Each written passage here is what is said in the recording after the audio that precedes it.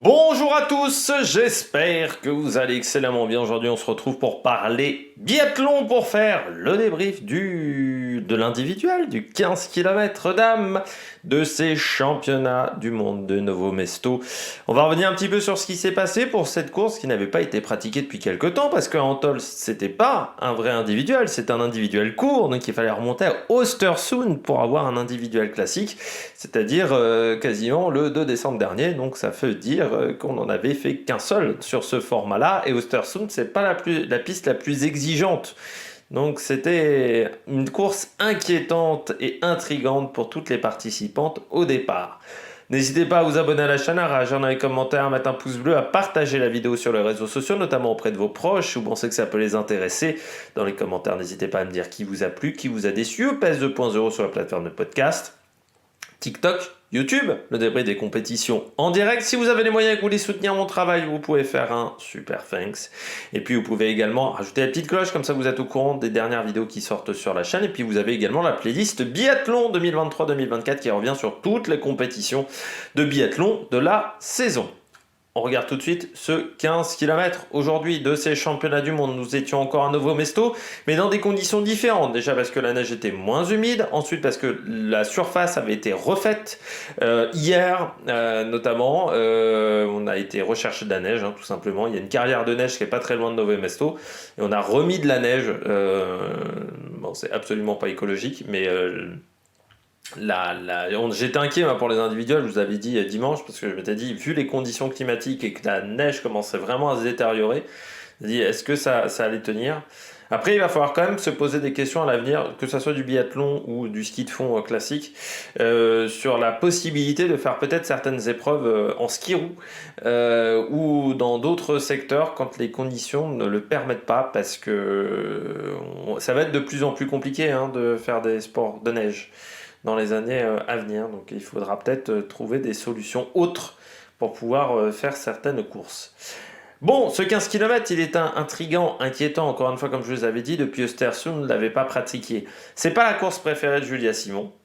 Donc c'est pour ça que moi j'avais mis dans les commentaires que ça m'inquiétait un petit peu. C'est pas le format de course qu'on préfère en France, de toute manière, l'individuel. C'est peut-être le format qui est le plus compliqué pour nous, parce que c'est le format ancestral du biathlon, parce qu'il faut être très bon au tir, et il faut être vraiment très solide au tir. Et nous, on a souvent eu des concurrents qui étaient peut-être plus performants sur les skis que sur le tir, dans toute l'histoire, on va dire, du biathlon français. Et qu'il faut savoir ne pas s'emballer, ce qui est compliqué. Et surtout, il y a cette alternance coucher, debout, qui est inédit, qu'on ne pratique pas dans les autres disciplines. Et ça fait mal. Le premier debout est très compliqué. Le premier debout est très compliqué toujours. C'est le deuxième tir qui est peut-être le plus dur d'un individuel. Donc c'est pour ça qu'il y avait toutes ces inquiétudes là pour moi. Le fait qu'on n'en ait fait qu'un seul cette année, véritablement sur le vrai format de l'individuel. Donc est-ce qu'il n'y aurait pas des concurrents qui auraient du mal à finir, des concurrents qui seraient en difficulté? C'était toutes les questions que j'avais sur cet individuel au départ. On va regarder les résultats tout de suite. Ça commence avec la victoire de Lisa Vitozzi. Elle a fait une très très bonne course, Lisa Vitozzi. Déjà sans faute. Un individuel sans faute, c'est important. De toute manière, c'est soit 19 sur 20, soit 20 sur 20. C'est quand même très compliqué de gagner un individuel en faisant un 18 ou un 17. Donc c'est vrai que Lisa Vitozzi a été déjà performante au tir. Elle tire en plus rapidement. C'est-à-dire qu'elle n'est pas si lente que ça sur son tir. Hop, si on regarde bien, non, c'était pas sur le tir, pardon. Sur le tir, elle est très lente, Vitozzi. J'ai dit une bêtise, parce qu'elle est 73e au stand de tir. Donc que le tir. Donc ce qui est vraiment pas exceptionnel. Mais par contre, sur les skis, elle était très forte. Elle est plus rapide que Julia Simon sur les skis. Elle est 3e temps de ski aujourd'hui. En sachant qu'elle finit fort en plus. Elle commence piano, elle perd 23 secondes d'emblée. Et sur le dernier tour, elle perd que 7 secondes 9. Donc c'est-à-dire qu'elle finit vraiment très fort sur le dernier tour. Elle a réussi à en remettre. De toute façon, ça s'est vu parce que par rapport à Julia ou Etich, elle ne perd pas de temps sur le dernier tour. Elle gagne du temps sur le dernier tour, mais elle a réussi à en remettre. Très bon temps de ski. Donc temps de tir qui était par contre pas rapide, par rapport notamment à Julia Simon, parce que c'est Julia Simon qui a le meilleur temps de tir. Sur le temps de tir, elle perd 48 secondes sur Julia Simon. C'est pour ça que l'écart n'est que de 29 secondes à l'arrivée. Malgré le fait qu'elle ait une pénalité en moins et qu'elle met 20 secondes de moins sur les skis. Donc vraiment une belle perf pour cette fille. Parce que Vitozzi, c'est l'une des filles les plus régulières ces dernières années. Parce que moi, ça me fait plaisir, déjà, parce que, encore une fois, comme je le disais, c'est la fille en ce moment qui est la plus régulière du plateau, c'est-à-dire qu'elle sort rarement du top 15. Et parce que moi, j'ai connu une Lisa Vitozzi qui n'était pas du tout à ce niveau-là. Au moment des Jeux Olympiques, des derniers Jeux Olympiques, c'était une catastrophe, Vitozzi. Elle était nulle part, elle était capable parfois de faire 4 fautes d'affilée au tir, c'était mais monstrueux. Les courses de Vitozzi, c'était une horreur, un enfer pour Vitozzi. Après pourtant une année 2019, une année 2020 qui avait été bonne, mais les Jeux Olympiques, la période 2021-2022 a été très compliquée pour Vitozzi. Elle était vraiment au fond du trou, elle a réussi à se reconstruire, parce que c'était vraiment une reconstruction.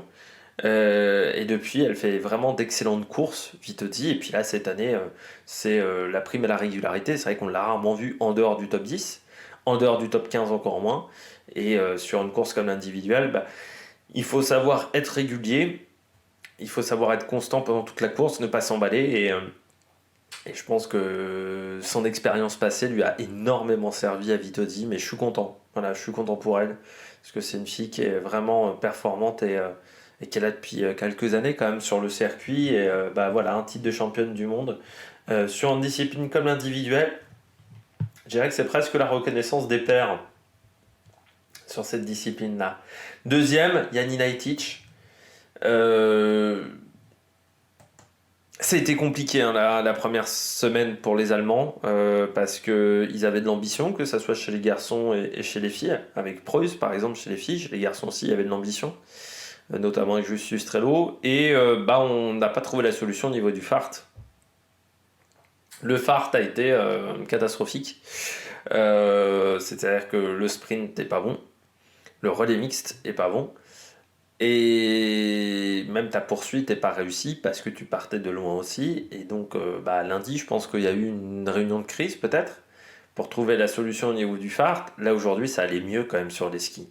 Janina Etich, elle est 10e temps de ski aujourd'hui. Alors oui, il y a une 55 de Justine Brezaz, mais déjà Justine Brezaz, elle a mis des branlées, des peignets à tout le monde. Vitozzi, elle a 1 minute alors qu'elle est 3e temps de ski. Donc c'est-à-dire qu'elle est à 50 secondes de Vitozzi, ce qui est un peu plus en rapport avec son véritable niveau de performance. Et puis après, elle fait là aussi la course parfaite, mais on savait que les Allemandes, sur cette épreuve-là, allaient s'en sortir. C'est l'épreuve des Allemands, je dirais l'individuel. Que ce soit chez les garçons ou chez les filles, c'est une épreuve où ils ont toujours été très bons. Parce que référence au tir, au départ, il faut qu'ils soient bons au tir, au biathlon. Et Etich, elle a été performante. Et je suis content parce que c'est aussi une fille qu'on voit pas toujours dans le peloton féminin. Voilà, c'est une fille qui est pas forcément celle qui gagne le plus. Enfin, c'est pas celle qui fait le plus de top 10 sur l'année. Etich, c'est un peu une fille de l'ombre. Moi, ça me fait toujours plaisir quand je vois là, des personnes comme ça réussir à faire des belles courses. Et puis, elle a aussi 8e temps de tir. Donc, ce qu'elle perd sur les skis, elle les gagne sur le pas de tir. Et elle a fait vraiment du travail de qualité pendant toute la journée. Donc, non, c'est bien pour Etich. Et puis, médaille pour les Allemands. Ça confirme le renouveau du biathlon allemand. Parce que c'est vrai que Oberhof avait été très compliqué l'année dernière pour les Allemands. Ils étaient passés à côté, mais en même temps, c'était un peu la confirmation d'une année qui n'était pas simple. Et là, cette année, ils sont revenus au premier plan, mais ces championnats du monde, là, pour le moment, il n'y avait pas la confirmation. Donc, content, voilà, pour Etich. 3e, Julia Simon. Elle est frustrante, hein, cette balle dehors, mais ça arrive souvent.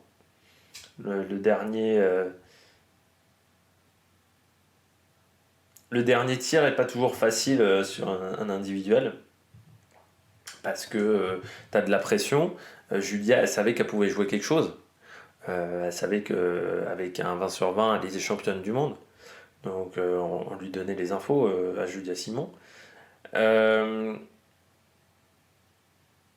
et puis comme elle l'a dit, de toute manière, même si on te donne pas les infos, à 20 sur 20, tu sais que tu joues quelque chose sur un individuel. C'est une course où tu sais qu'à 20, t'es dans le top 10 forcément. C'est dommage cette petite erreur pour Julia. Mais elle savait qu'elle devait faire 20. Autant Justine avec un 19 ça passait avant la course, elle le savait avant la course Justine qu'avec un 19 ça passait. Autant Julia savait qu'il fallait qu'elle fasse 20 parce qu'elle n'a pas la marge suffisante. Là aujourd'hui par exemple, encore une fois, elle est en temps de ski, elle est derrière notamment Vitozzi. Elle est sixième temps de ski, Julia. Ce qui est bien hein, déjà pour Julia, mais elle sait que cette épreuve de l'individuel, c'est pas forcément son épreuve favorite. Voilà, dommage cette dernière balle parce que sinon c'était encore un titre. Après, faut pas être déçu parce que 3 médailles en individuel, 4 médailles en tout, c'est fantastique. Peu de biathlètes au monde ont été en capacité de réaliser ça. Euh, et puis elle peut encore choper un titre sur la Mastart. Il y a le relais dames aussi samedi, peut-être le relais mixte simple jeudi. Euh, Elle est quand même exceptionnelle, Julia Simon. Elle peut pas être déçue ce soir parce que voilà. 19 sur 20 sur un individuel, c'est un bon score. Je considère que 19 ou 20, ce sont des bons scores sur un individuel. Ça va être à partir de 18 où c'est moyen. Voilà, bon, elle met une balle à côté sur 20 tirs, bon, bah, ça peut arriver. Voilà, mais encore une troisième place, quoi. Encore un bon résultat. Elle peut être fière de sa course. Elle peut être fière de ses championnats du monde. Voilà, bon, je vais pas revenir encore sur sa saison qui a été compliquée, mais quand on voit où elle était à Östersund après le premier individuel, par exemple, et où elle en est aujourd'hui, bah, c'est une belle évolution quand même sur sa saison. Je pense que c'était dur d'imaginer après l'individuel d'Östersund qu'elle arriverait peut-être à faire aussi bien. Et puis surtout après le sprint d'Östersund qui avait été très compliqué pour elle, et encore plus. Donc là, c'est vrai qu'on a retrouvé la vraie Julia Simon et ça fait plaisir. Quand on la voyait, j'avais émis des doutes, hein, c'était après l'individuel où elle avait dit qu'elle était fatiguée mentalement. J'avais dit, mais putain, c'est fatiguée mentalement début décembre, c'est inquiétant vu qu'il reste encore 3 mois de saison. Et elle a réussi à se remettre dedans, elle a été besogneuse, elle a travaillé, elle a bossé.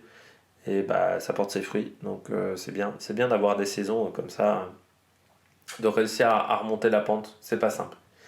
Célina Grossian, bah ça c'est la Jeanne Richard allemande. Pour ceux qui connaissent pas Célina Grossian, c'est la nouvelle pépite allemande. C'est fort à son âge de faire un 20. Parce que l'individuel, c'est quand même une discipline d'expérience. C'est une discipline où t'es plutôt performant sur l'individuel sur le tard. C'est rare les concurrents qui sont bons sur l'individuel jeune. Parce que c'est encore une fois, il faut de l'expérience, il faut. Tu vois, aujourd'hui chez les garçons, Simon Eder, on peut dire Tariebeu sont bons sur l'individuel avec l'expérience. C'est une discipline qui est pas simple. Parce que quand on est jeune, on a tendance à être fougueux, alors que là, il faut être calme, il faut être posé. Mais parfois, sur un individuel, les jeunes ont parfois tendance à trop ralentir leur tir ou à pas vouloir lâcher les balles, ce qui est compliqué. Et Célina Grossian, bah, elle a fait le job aujourd'hui. Elle est 25e au temps de tir, 17 au temps de ski. Voilà, et puis le 20 sur 20 derrière. Donc c'est sûr que c'est excellent, quoi. C'est excellent. C'est vraiment la course qu'il fallait réaliser aujourd'hui. Donc très content pour elle. Très content pour son niveau de performance. Voilà, elle a fait la course qu'il fallait réaliser devant Vanessa Voigt. Bah, classique Vanessa Voigt, on sait qu'elle tire. Elle a un peu trop ralenti son tir parce qu'elle perd 1 minute sur le tir.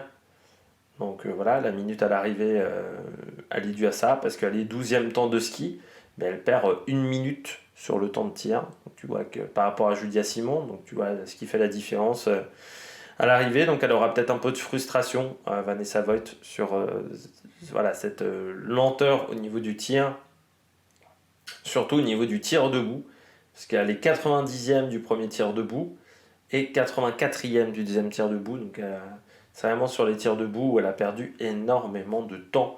Vanessa Voigt. Lou Jean Monod, elle était frustrée à l'arrivée de la course, Lou, parce que, comme elle le disait, je suis pas venu là pour faire la cérémonie des fleurs, ce qui montre qu'elle a de l'ambition. Elle était déjà déçue après sa poursuite. J'aime quand même Lou parce que c'est avec ce type de mentalité-là. Elle est exigeante, mais pas seulement exigeante. On sent qu'elle veut toujours être au sommet, avoir les résultats, faire les choses bien, avoir les top résultats. Et je pense qu'elle c'est intéressant d'avoir ce type de mentalité-là sur un sport comme le biathlon. Le biathlon, on recherche l'excellence. Un 18 sur 20 n'est pas suffisant, par exemple, en biathlon souvent. Et je pense que Lou Jean Monod, en ayant cette vision-là très exigeante, ça marche dans le biathlon, ça ne marche pas dans tous les sports, et ça ne marche pas avec toutes les personnes, mais je pense que c'est bien pour elle. Aujourd'hui, oui, tu vois qu'elle est quand même pas aussi bien sur les skis qu'en tout début de compétition. Là, aujourd'hui, elle fait 5e temps de ski, mais elle est quand même à, encore une fois, 20 secondes de Vitozzi par rapport à Julia Simon. Elle est devant Julia Simon par contre. Et j'ai eu l'impression que c'est sur la fin qu'elle avait perdu pas mal de temps. Ouais, sur les 2 derniers tours, elle perd 25 et 20 secondes. Donc elle a eu un peu de mal à finir, Lou. Donc ça, déjà c'est un élément qu'il faut voir. Forcément, la dernière balle, elle est frustrante parce que 20 sur 20, elle aussi, elle jouait le podium. Mais quand tu vois le niveau de performance qu'elle a cette année, Lou Jean Monod, par rapport à ce qu'elle faisait l'année dernière ou les années précédentes, elle a réussi à avoir une stabilité dans les résultats. Je parlais de Vitozzi, mais elle aussi, c'est quand même une fille qui est rarement en dehors du top 15 cette année. Et elle arrive toujours à être dans le coup, à marquer des points, des gros points en Coupe du Monde. Quand elle va clôturer sa saison en mars, elle pourra être très satisfaite de ce qu'elle a fait sur l'année. Et elle pourra se dire l'année prochaine, je peux jouer la Coupe du Monde, je peux jouer les championnats du monde. Et puis dans 2 ans, je peux jouer le titre olympique aussi du côté de Lou Jean Monod. Parce que ça reste une fille qui est jeune, ça reste une fille qui a encore de l'avenir, beaucoup d'avenir.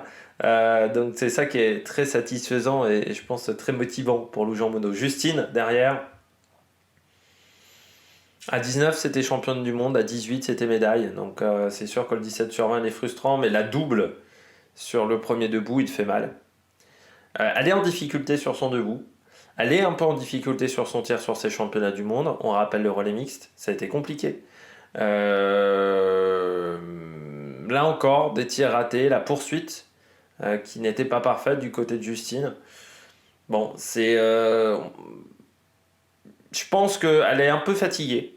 Voilà, ça fait depuis 2 mois qu'on est sur le circuit mondial, mais elle a vécu quand même des grosses émotions. Le retour, mettre les premiers dossards, puis ensuite les premières victoires, puis ensuite être dossard jaune, perdre ce dossard jaune aussi. Je pense qu'elle a subi pas mal d'émotions, Justine, et que là, il y a peut-être une petite fatigue mentale. Elle était très émue à l'arrivée, comme on ne l'avait pas vue depuis longtemps. Justine, qui était un peu submergée par les émotions, parce que c'est frustrant, parce qu'elle sait qu'elle est passée à côté, mais je pense que la course est jouée sur un peu de fraîcheur mentale, et je crois que l'année a été riche en émotions pour Justine, et peut-être qu'en fraîcheur mentale, il lui en manquait un peu aujourd'hui. Et c'est ce qui a fait la différence parce que elle fait même la très bonne course au niveau du tir, elle est rapide au niveau du tir par rapport à la poursuite. Le temps de ski est phénoménal, elle colle 1 minute à tout le monde. Mais voilà, il lui a manqué aujourd'hui, je pense, de la fraîcheur mentale sur la fin de course. Et puis, bah oui, hein, le tir debout, la double, elle fait mal. C'est la double qui fait mal. Sur un individuel, faire 2 fautes quasiment d'affilée, c'est pas possible. Donc dommage. Dimitrenko, quand vous faites un individuel en sans faute, vous savez que vous pouvez jouer quelque chose, c'est ce qu'elle a fait l'Ukrainienne devant Mona Borson et Lynn Persson. On va parler quand même des Scandinaves. Point scandinave, premièrement, bon, les performances au tir des chefs de file sont pas bonnes, on reviendra sur la Norvège derrière. Deuxièmement, les temps de ski sont pas bons. Parce que, alors Mona Borson, Lynn Persson ne sont pas les meilleurs au ski, mais Anna Heuberg et Elvira sont pas si rapides que ça. Je parle même pas des Norvégiennes parce que là c'est cataclysmique. je sens qu'on a quand même du mal à trouver les bonnes solutions en termes de phare. En termes de technicien, là j'ai l'impression que c'est compliqué. Mona Borson, donc 22. Enfin chez les filles, hein, je parle. Chez les garçons, c'est moins le cas, du côté des Norvégiens. Mais Mona Borson, ça a été... elle fait à 19 sur 20, donc c'est une bonne course, sauf que derrière, tu perds 2,40 sur les skis. Pareil pour Lynn Pearson, mais les deux sont sur le même profil. C'est des filles qui sont pas rapides sur les skis. C'est des filles qui, parfois, sont en dehors du top 60. Quand elles sont vraiment dans un mauvais jour. Donc, elles doivent vraiment travailler là-dessus. Parce que forcément, ça fait perdre beaucoup de temps. C'est des filles qui ont à peu près le même profil, mais elles sont trop lentes sur les skis aujourd'hui. C'est pas qu'une compétition de tir, le biathlon. Il faut aussi avoir un minimum de rythme sur les skis. Pour le moment, c'est pas le cas pour ces deux filles-là. Donc c'est bien frustrant parce qu'elles pourraient être un peu mieux. Dedra Irvine, belle perf. On avait comme Belle White du côté des garçons. Dedra Irvine, un 19 sur 20. On a peut-être les Campbell White et Dedra Irvine, c'est peut-être les deux qui feront le relais mixte simple où les Américains pourraient peut-être être performants s'ils font un sans faute. Gislova 12e avec un 19. Pas très rapide Gislova, on l'a aussi sur les skis. C'est compliqué ces championnats du monde pour la République tchèque parce que Davidova est pas au niveau escompté. Donc c'est sûr que Gislova ou Sharbatova ont un peu plus de pression sur les épaules à domicile. Mais voilà, Gislova était quand même contente à l'arrivée avec cette 12e place. Vireur, toujours compliqué. Parce que le temps de ski est pas bon, elle est 26e au niveau temps de ski, donc elle perd 2 minutes 40 malgré un 18 sur 20. Vous voyez dans le classement, il n'y a pas l'autre estonienne, vous voyez Regina Hermit, parce qu'elle avait une petite étoile. Pour l'instant, on ne sait pas quelle était sa pénalité. Est-ce que c'était un départ anticipé? Est-ce que c'était un problème au niveau du tir, qu'elle n'aurait pas lâché une des balles ou qu'elle aurait mis par exemple une balle de pioche, je ne sais pas, mais il y a eu un problème pour l'estonienne. Ou peut-être un problème au niveau du fartage des skis qui était peut-être pas bon, avec peut-être un peu trop de fluor. Preuss, 15e, temps de ski pas fou, et puis 18 sur 20 seulement au tir. Donc là aussi compliqué. Anna Heuberg, 3 fautes, 3-12.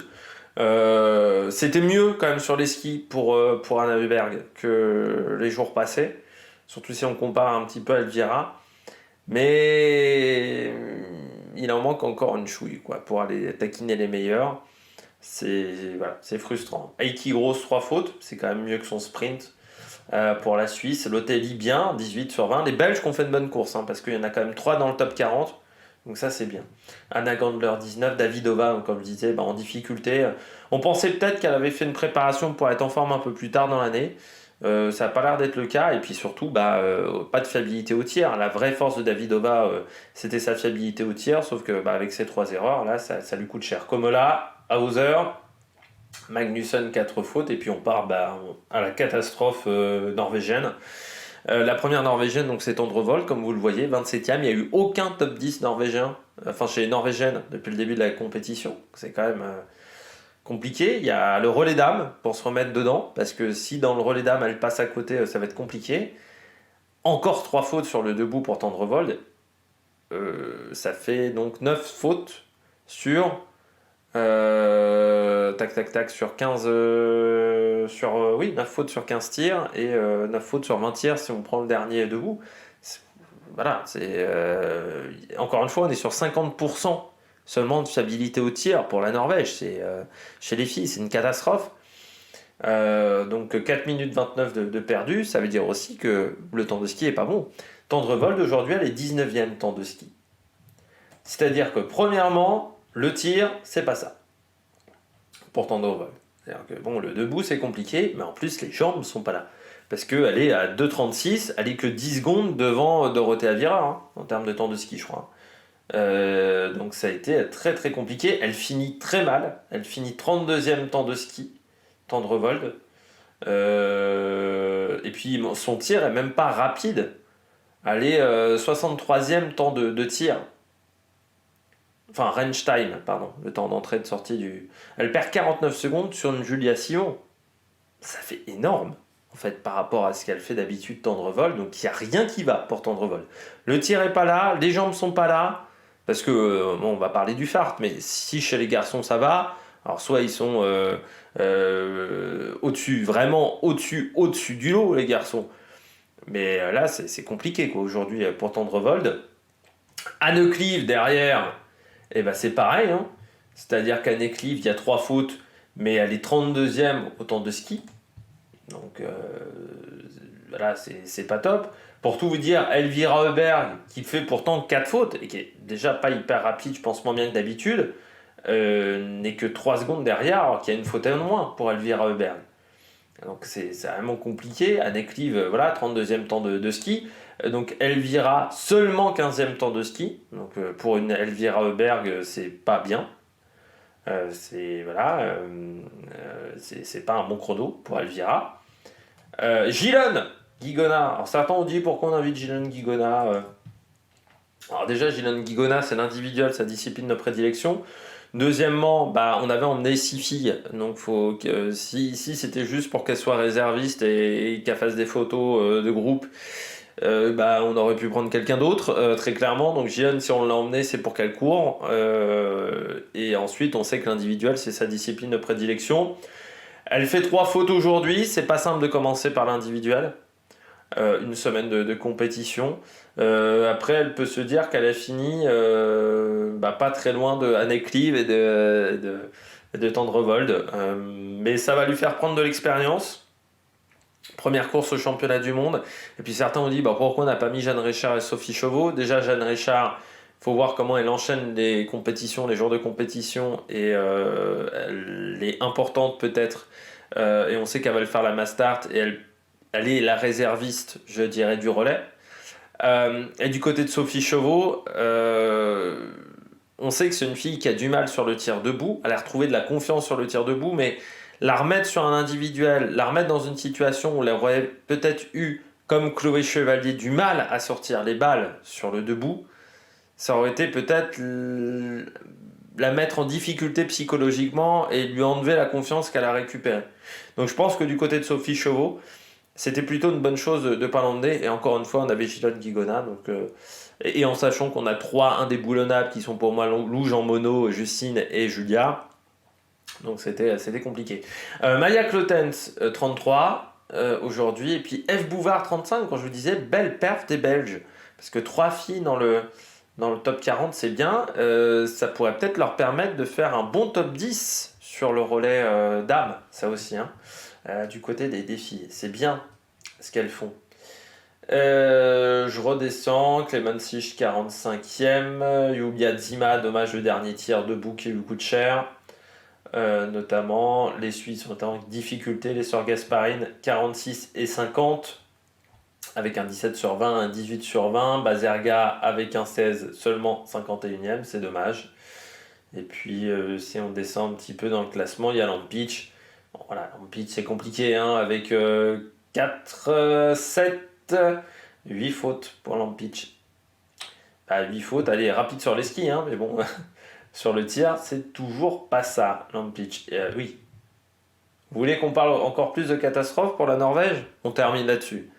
Il y a Skogan déjà. Skogan, déjà, c'est loin, hein, Skogan.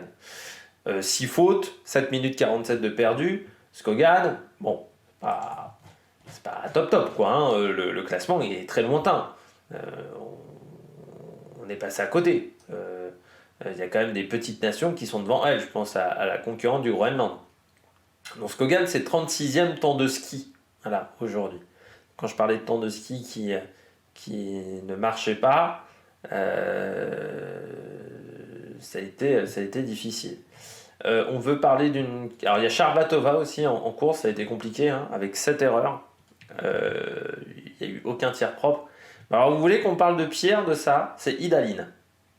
Idalienne, 3, 1, 4. Et 2 tirs debout, elle a placé que 3 sur 10 sur les tirs debout. 8 minutes 47 à l'arrivée, donc 77e. Et alors le temps de ski, c'est dommage, elle était 8e temps de ski. Et pour l'instant, c'est la seule qui est en forme vraiment au niveau des skis. Donc, mais bon, elle passe à côté complet sur sa course. Donc, c'est, je crois, la fille même qui a fait le plus d'erreurs quasiment aujourd'hui avec les dernières concurrentes. Mais c'est voilà, c'est l'une des filles qui a fait le plus d'erreurs sur le tir. Aujourd'hui, dans les grosses nations, c'est la fille qui a fait le plus d'erreurs au tir. Avec Lampitch, pardon. Donc c'est vrai que c'est compliqué. Tomingas, donc vous voyez, qui avait pourtant fait une course où elle était dans le top 10, mais problème du côté de Tomingas, il semblerait qu'elle soit disqualifiée. Je vais peut-être même faire voir où elle en est, Tomingas, si c'est marqué disqualifié ou pas. C'est toujours pas marqué, mais voilà, elle est sans chrono pour le moment. Bon, bah nous, on se retrouve demain. On parlera de l'individuel homme. D'ici là, n'hésitez pas à vous abonner à la chaîne, à réagir dans les commentaires, à mettre un pouce bleu. Puis nous, on se retrouve pour de nouvelles aventures. Allez, ciao ciao sur la Meilleure Production.